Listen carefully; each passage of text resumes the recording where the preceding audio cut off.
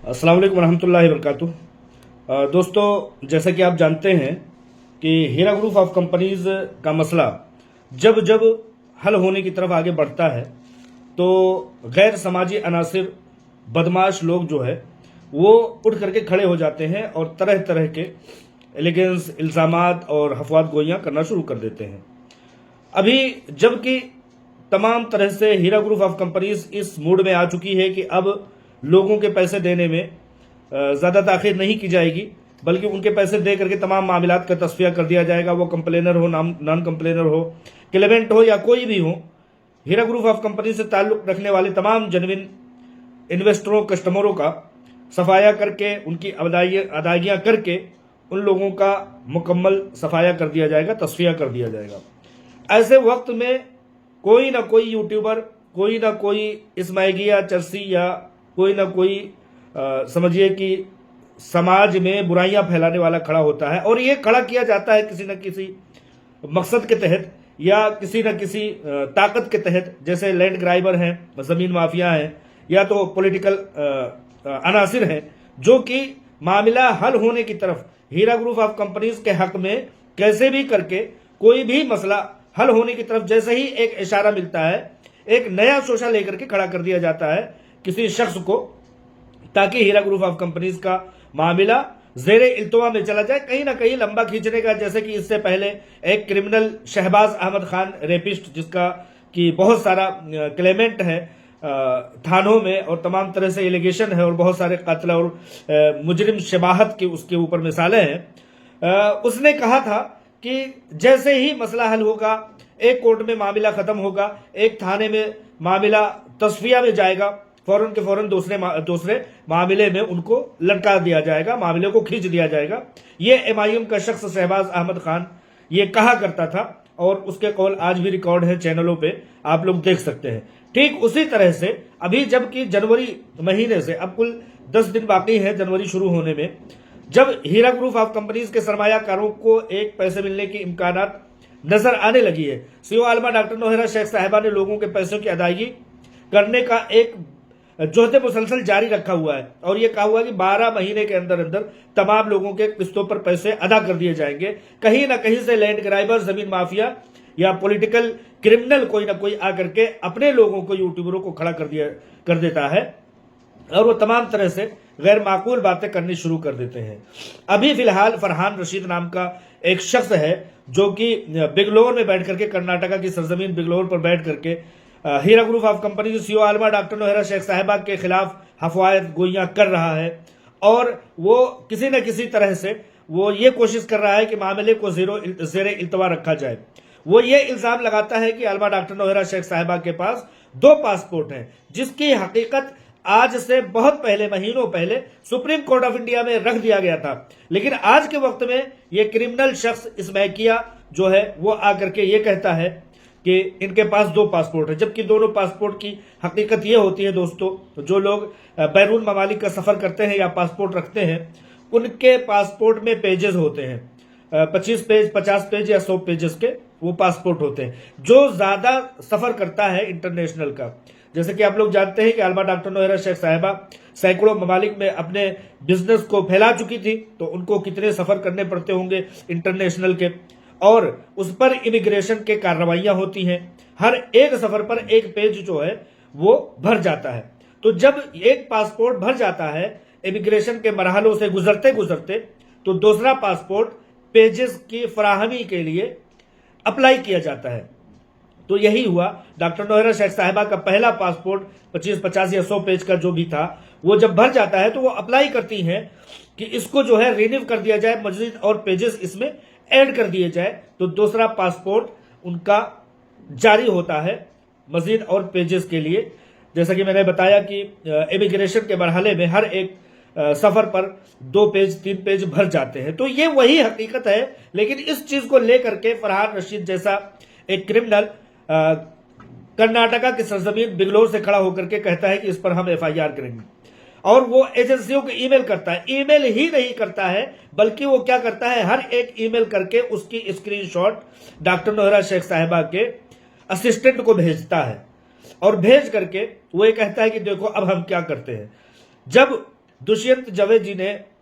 दवे जी ने supreme court में इस बात का इशारा दिया था, तो वहां पर जवाब दाखिल कर दिया गया कि ये 2 पासपोर्ट की हकीकत ये है। तो अब ये छोटे से बच्चे आकर के खड़े होते हैं, सुप्रीम कोर्ट ऑफ इंडिया मुतमईन हो जाती है, ये छोटे छोटे क्रिमिनल एक यूट्यूब खोल करके खुद को सहाफी कहने लगते हैं और हुकूमत हिंद पर उंगली उठाते हैं। हुकूमत हिंद पर उंगली कैसे उठाते हैं भाई? एक शख्स 2 पासपोर्ट कैसे रख सकता है? यानी कि हुकूमत हिंद जो है वही अलाउ करती है ना इनके मुताबिक।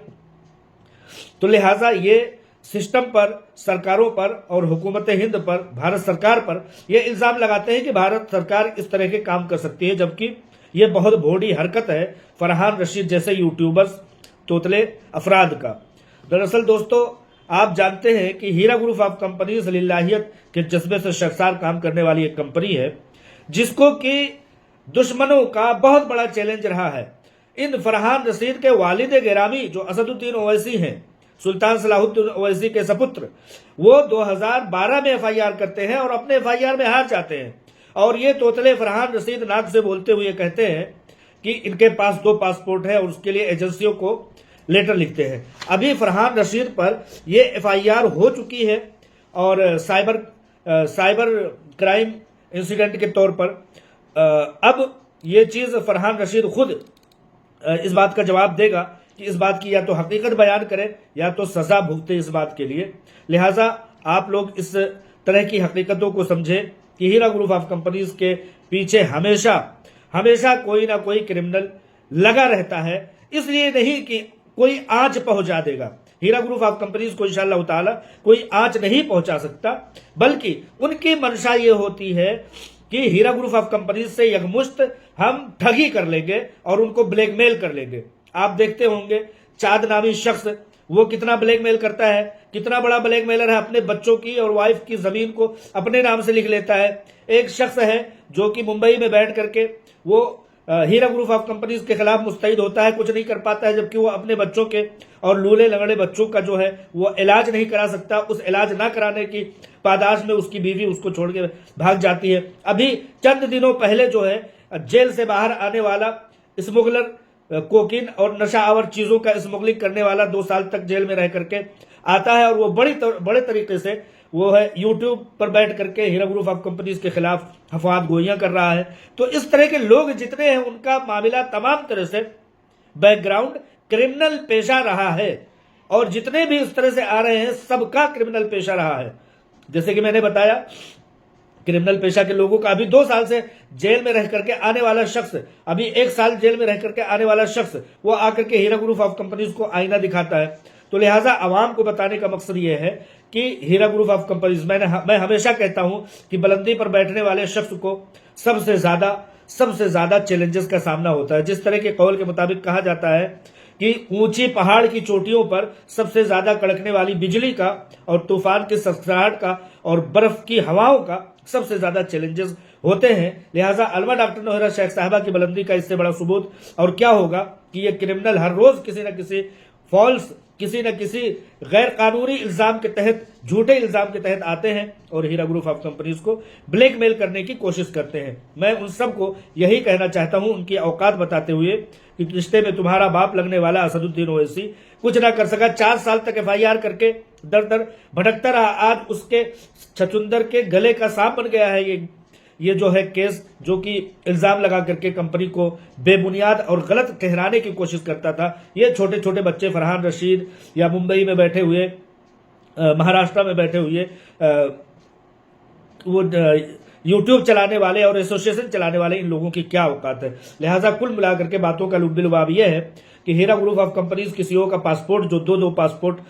बताया जाता है, दुष्यंत दवे ने भी गलतफहमी में आकर के सुप्रीम कोर्ट ने कहा था, उसका जवाब दाखिल कर दिया गया कि प्रोसेस में गुजरते हुए और ट्रेवलिंग के बहुत ज्यादा सफर होने के नाते से पिछले दिनों जब वो पेजेस भर गए तो दूसरा अप्लाई किया गया तो नया पासपोर्ट नए पेजेस के साथ आया। उसी को ये लोग 2 पासपोर्ट का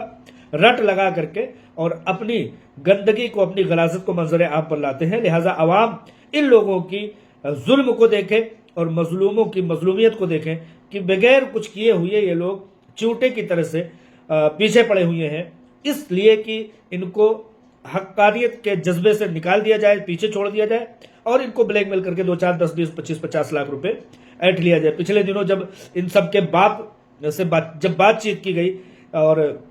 ये कहा गया कि तुम अपना हाथ पीछे खींच लो, क्यों मुसलमानों की मईशत से खेल रहे हो, सारे लोग यहाँ पर मुसलमान हैं, तो उसने इस मामले में तस्फिया करने के लिए मेरी आंखों के सामने, मेरे सामने ही 100 करोड़ का डिमांड किया था। इतने बड़े बड़े वाहियात लोग हैं, इतने बड़े बड़े बदतमीज लोग हैं। लिहाजा फरहान रशीद का ये तरह तरह के ट्वीट करना, कंप्लेन लिखना और लिख करके हीरा ग्रुप ऑफ कंपनीज के प्लेटफॉर्म पर उसको भेजना कहीं ना कहीं ब्लैकमेलिंग का एक जीता जागता सबूत है। सब लोग इस बात को समझें और समझ करके इन लोगों के जुल्म को